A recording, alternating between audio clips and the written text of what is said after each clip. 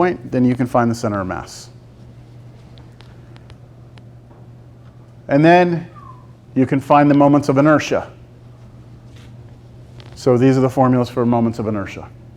Again, you have a moment about the x-axis, y-axis, and z-axis, because you're in three-dimensional space now. And these are the computations to find those moments. Given that this is a math class, and we've already kind of talked about this last class, I'm not going to do any examples here. Just that it's just an extension of what we just learned. Is there an alert? Yeah. Amber? Okay. Okay, let's move on. All right, so quick reminder.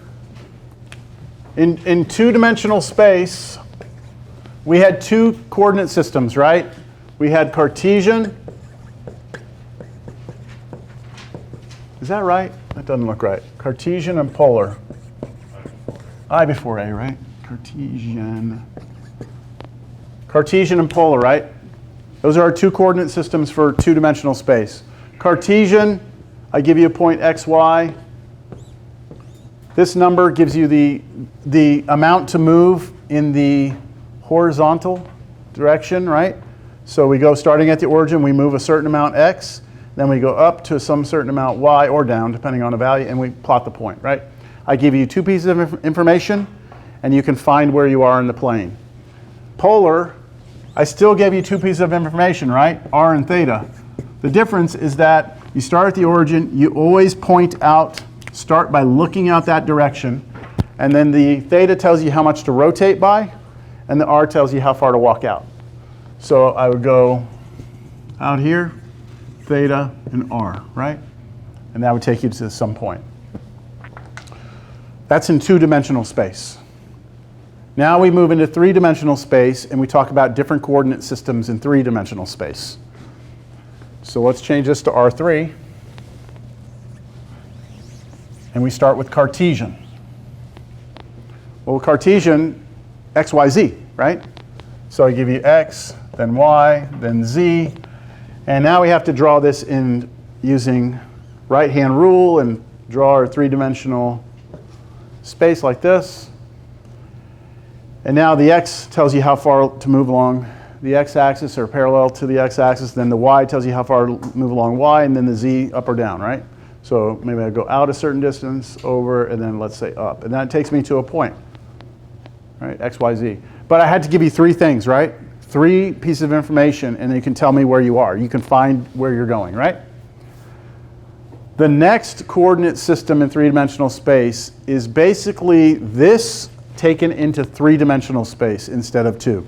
So let's use the projector up there as an example. And let's say I wanted to get from here, okay, to the projector. In Cartesian, I would give you an x, then a y, and then a z, right? And I'd take you up to the projector.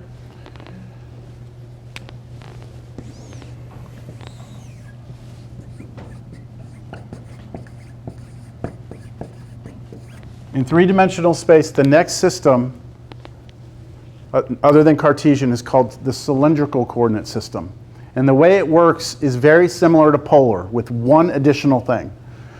So imagine I'm trying to get to the projector, and instead of giving you x, y, and z, I give you theta, okay?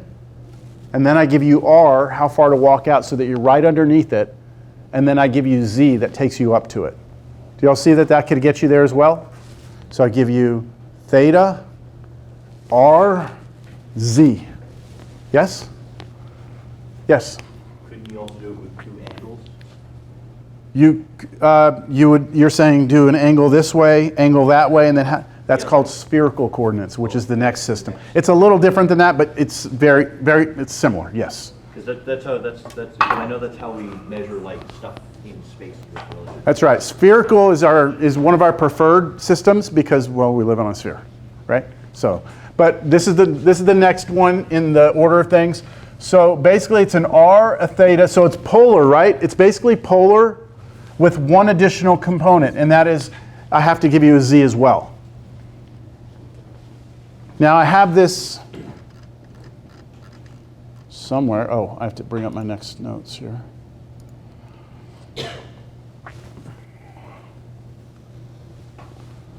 So this is pretty much everything I just said, but in an animation.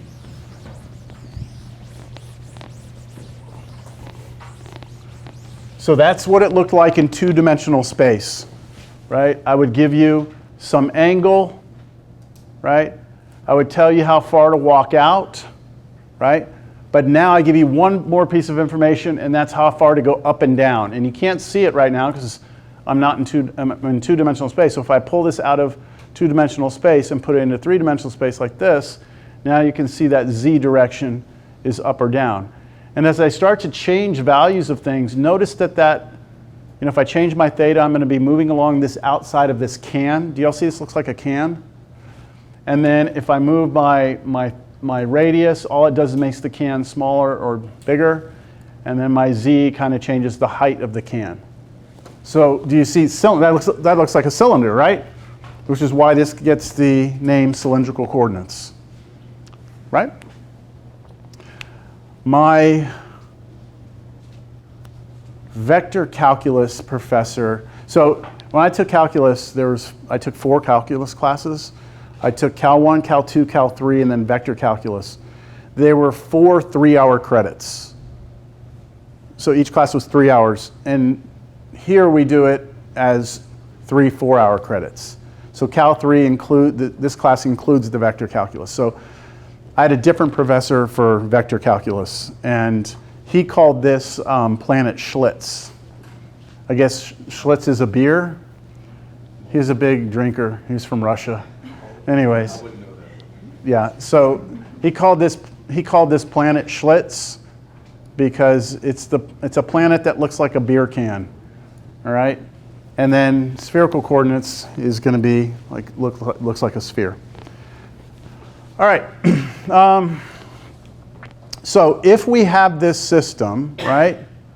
If we have this system and we want to do a triple integral, yes? In that illustration, the z went up and above and below. It can go, yeah, z can be anything. Yeah, is that what you're asking? Yeah, or like if z was a given value, would it usually go up and down? Or right there's, Like if I fix z, I'm not sure what you're asking now. like let's say z was 5. Uh-huh. Would it go 5 above the x? 5 above the xy plane. Or Just above. Just above.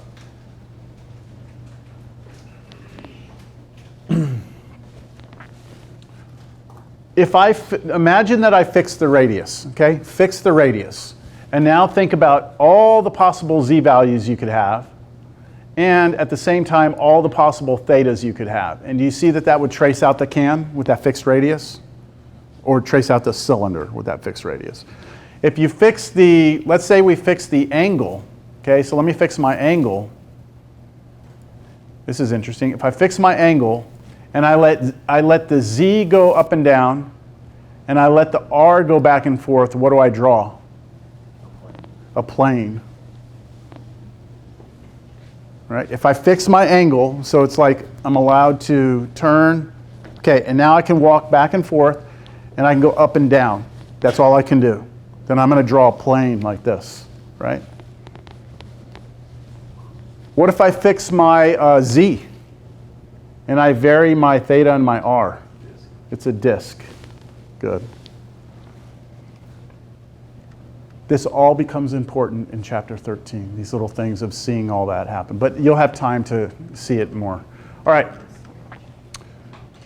So let's see, what does a triple integral look? This is awesome. I love this. Look at this solid in three-dimensional space. Look at its shadow on the ground. It's a polar region on the ground, isn't it? See, everything we've done up to, like in the previous section, we started with the box, and then we said, what if the shadow's type 1? What if the shadow's type 2? And then we said, what if you go this way with it on that plane or that way on that plane, right? But I stuck to shadows that were either rectangles type 1 or type 2, and I carefully avoided anything that was not that, right? But what if our shadow on the ground is a polar region? Then we want to be working in cylindrical coordinates. Because you can now you can now let your theta, see, look, your theta here is stuck between two constants. And then your radius is stuck between two functions of theta. Now here they look like constants, but these could be wavy. They could curl around, whatever. And then your surface above it is stuck between some function of x and y and some other function of x and y. So your triple integral is going to look, as you might suspect, like this. Triple integral over E of f of x, y, z dv converted over to cylindrical coordinates. You have first your restrictions on theta between a constant, your restrictions on r, which are between two functions of theta, and then your restrictions on z, which are restricted between two surfaces where I've replaced the x and y with their polar conversions. And then you have your function converted to polar, Cartesian technically, and then what there? What's that? That r. That's what you get anytime you go to polar, right? Or cylindrical, you're going to have that r.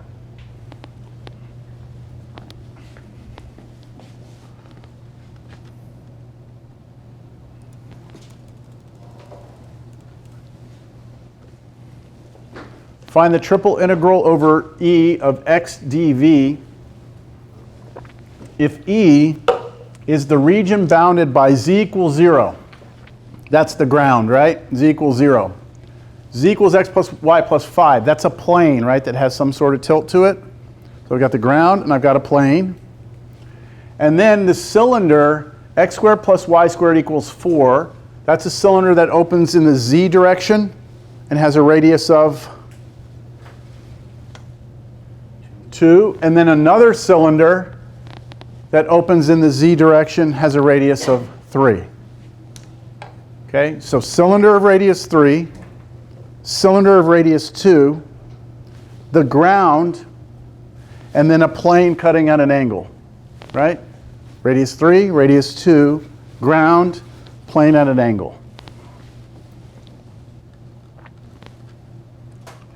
Please ignore the jagged edges there.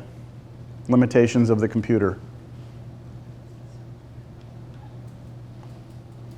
That is our region. That is our region.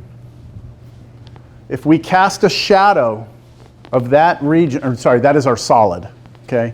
It's our region of integration, but it's solid.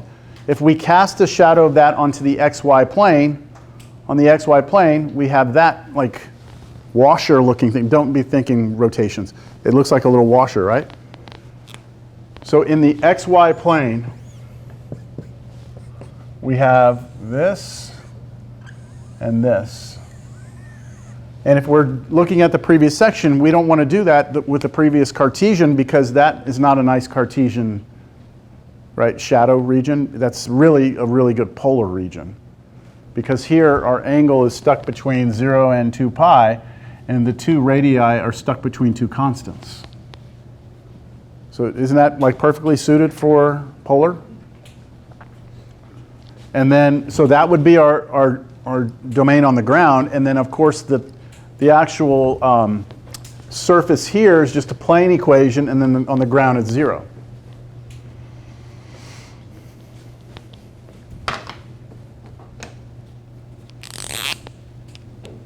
I'm going to start writing stuff down. Yes? Can you see the original? Yep. That? Yeah. Okay. I'm going to just draw it right here.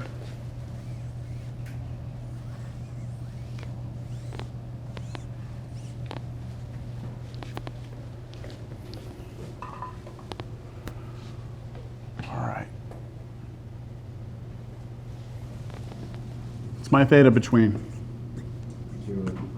0 to pi. Okay, my r, my radius, is the inner one and then the outer one. It was 2 and 3, right? 2 and 3? 2 to 3? So this will go 2 to 3. Those are constants. Okay, that's cool. That's constant, no problem. What's my z between? This is my z, right? So the ground, 0. And then the what? The plane, right? The plane There's the, no, where's the plane? Here's the plane. It's already solved for z. Isn't that great? So this becomes x plus y plus 5, right? But I've gone to cylindrical, right? Which is, you'll hear me say polar. Polar in three-dimensional space is cylindrical, all right? I like to say polar to remind you that we have to make some conversions here, right? So with this conversion, I don't want to use x and y, do I? What do I want to use for x? R cosine theta plus the y, which is r sine theta, and then plus 5, right?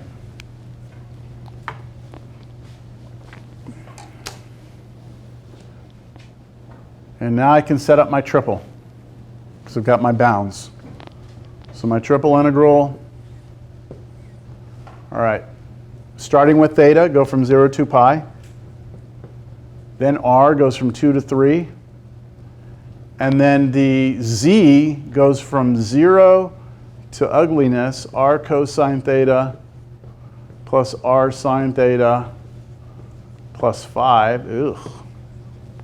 That's a weird upper limit of integration, right? Yes, sir? Why did we do theta before r? Or is there... Because these are both constants, you could switch this order if you want to. Okay. Yeah. Okay. But only because they're both constants. All right, now the integrand, which is the function I'm integrating, which is what? X. But I've gone to cylindrical or polar, right? So x is now what? R cosine theta. But then I have the r, because I went to cylindrical, I have to have another r in here, right? And then you can have your d, right? What's the first one here? dz.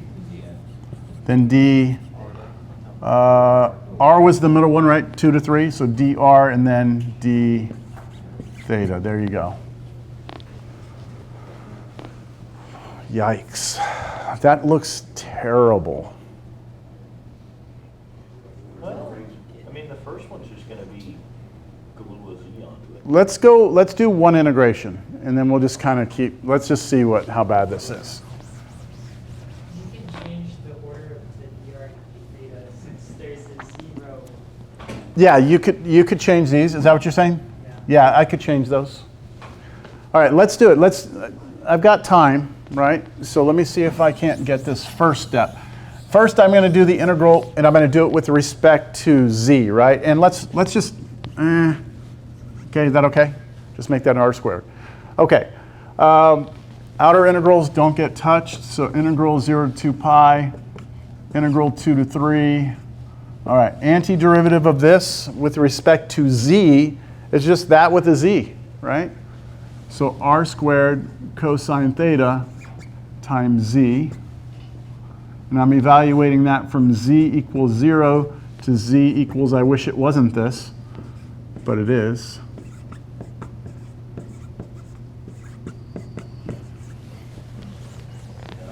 And then all that dr d theta.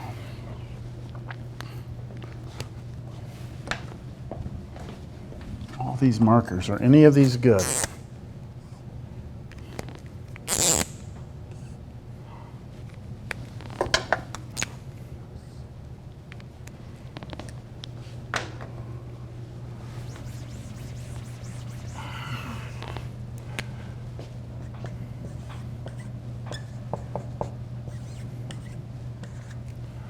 All right, when I plug 0 into this for z, it's gone, so I'm not worried about that. I need to replace my z's with this right here, and then this distributes through to each one of these, right?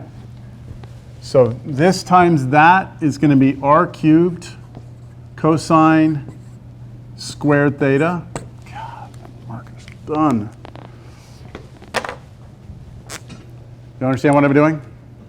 Doing this times each one of those when those get plugged in. So plus r to the third cosine theta sine theta. And then finally 5 times that. So plus 5r squared cosine theta. Dr d theta.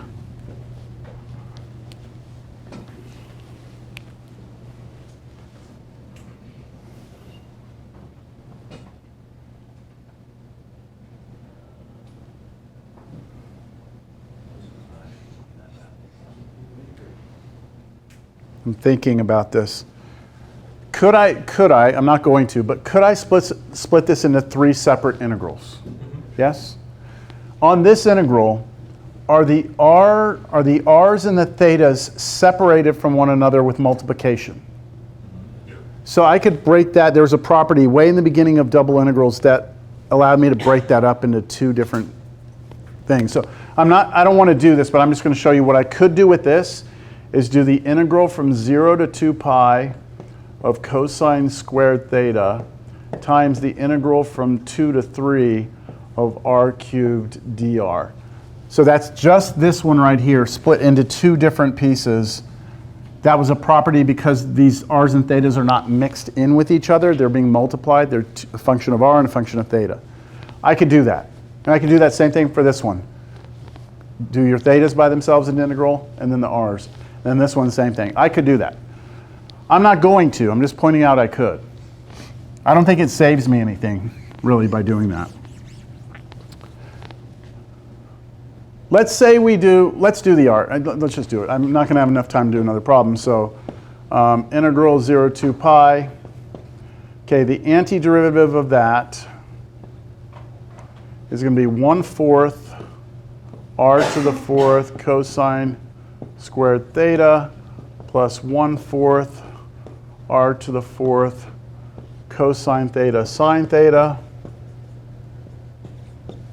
and then plus 5/3 r cubed cosine theta. And I'm evaluating this from r equals 2 to r equals 3. I sure wish that was 0 to 3 or 0 to 1. Wouldn't that be even better? But it's not. It's 2 to 3. I think this is where I'm going to stop. All I have to do now is plug in 3 for r, right? And then plug in 2 for r, and then simplify that, and then integrate everything with respect to theta. Okay? So how would you integrate cosine squared?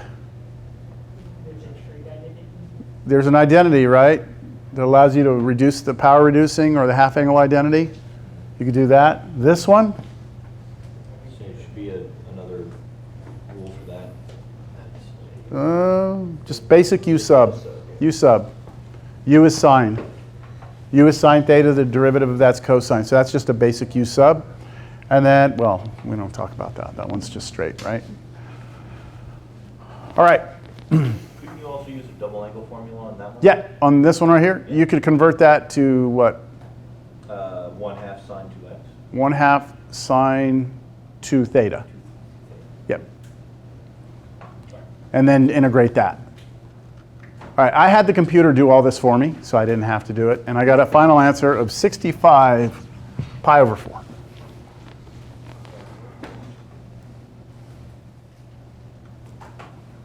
We're almost out of time. Let's just look at this one. Find the volume. Find the volume. Find the volume.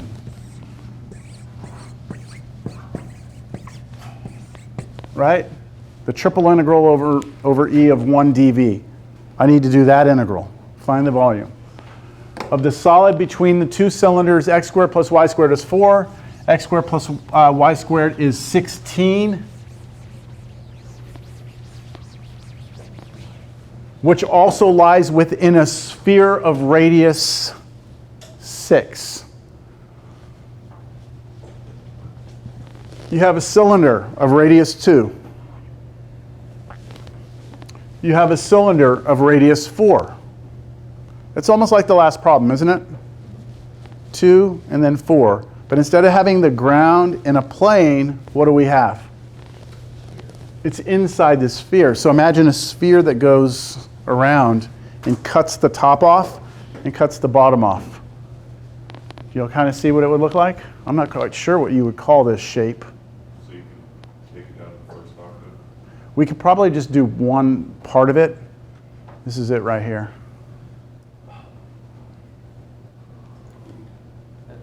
What is this? Oh, there's my sphere. Okay. There's my sphere, right? And you had those 2 cylinders that went up and down, and then I cut it off with the sphere, and then we just take the sphere out of there. and you get that shape right there. Now, because we're doing the integral of 1, we have symmetry. So we could cut this off and just look at the top half and then double that answer. Totally up to you. Yes? That doesn't seem like it would really simplify it since this is obviously going to be done with the cylindrical. What would simplify what? It doesn't seem like cutting it in half would really simplify much. Actually, it does, because let me do it and you'll see where it does. Let's imagine cutting this in half, okay, everyone? I'm going to try and do this in 7 minutes.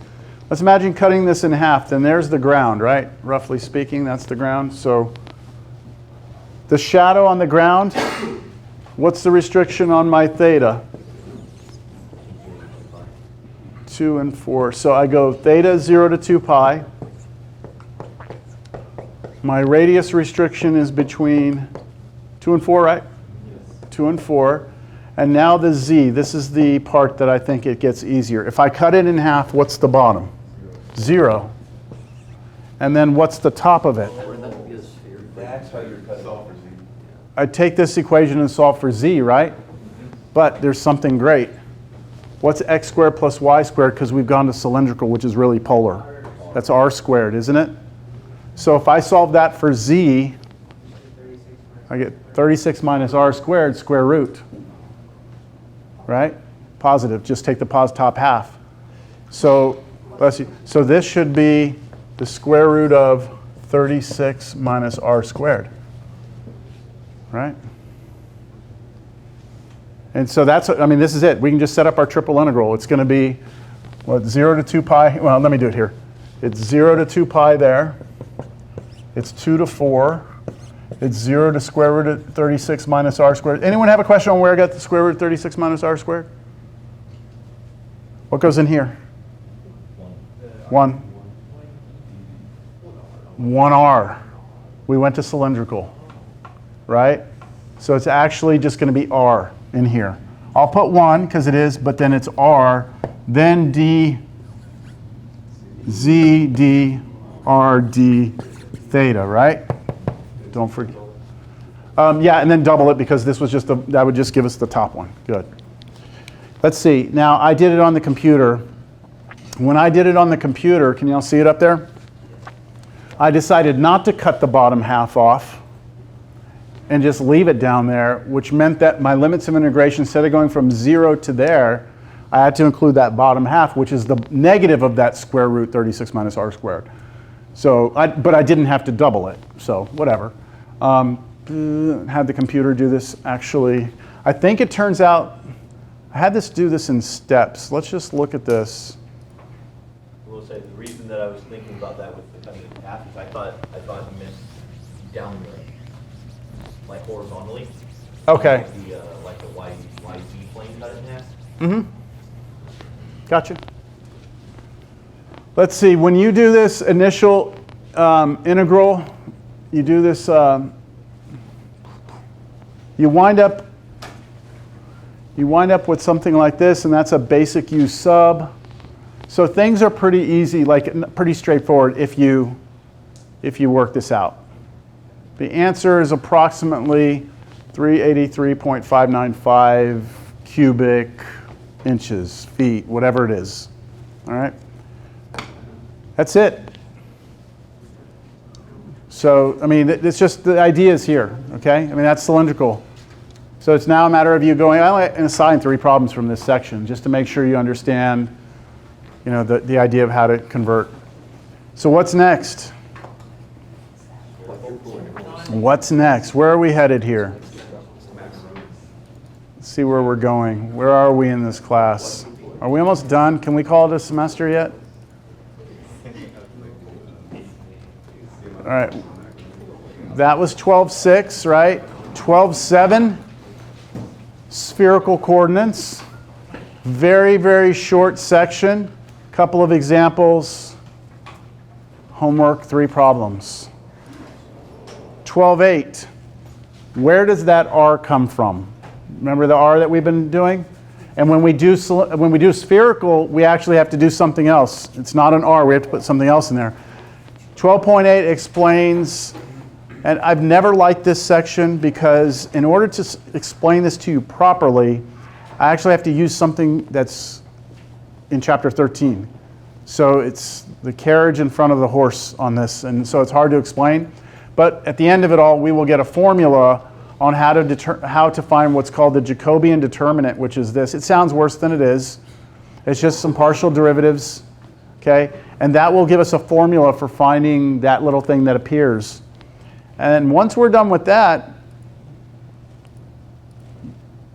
that wraps up chapter 12. And then we finally get into chapter 13, which is vector calculus.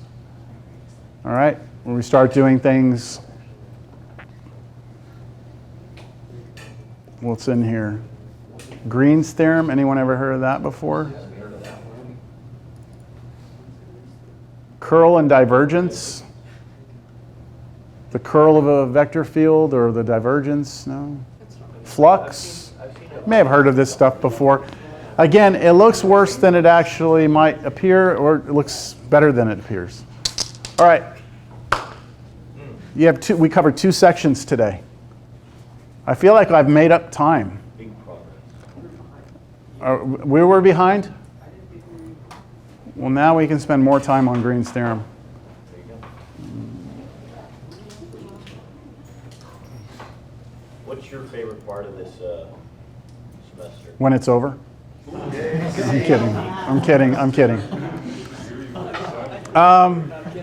I really like, well, I really love chapter 13. The divergence theorem is probably the best thing. I mean, it's just like we torture ourselves. It's kind of like, remember when you did the limit definition of the derivative? And then they gave you the rules. It's kind of something like that. Not necessarily exactly the same, but it's like we do a bunch of suffering, and then we realize we get these 2 theorems, which just make a lot of really hard problems easy, real easy. But where are we? Today is the 3rd? Oh, we're right on schedule then. We're caught up. I finished some cylindrical today. We do spherical next time. We'll get through spherical and we'll start change of variable next time. So I imagine I'm not going to finish change of variable, but we're good. We're good. All right, everyone, have a good day. Thank you, sir. The formula for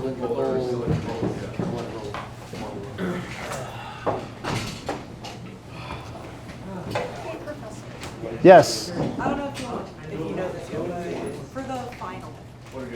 Is this the one you're talking about? Yeah.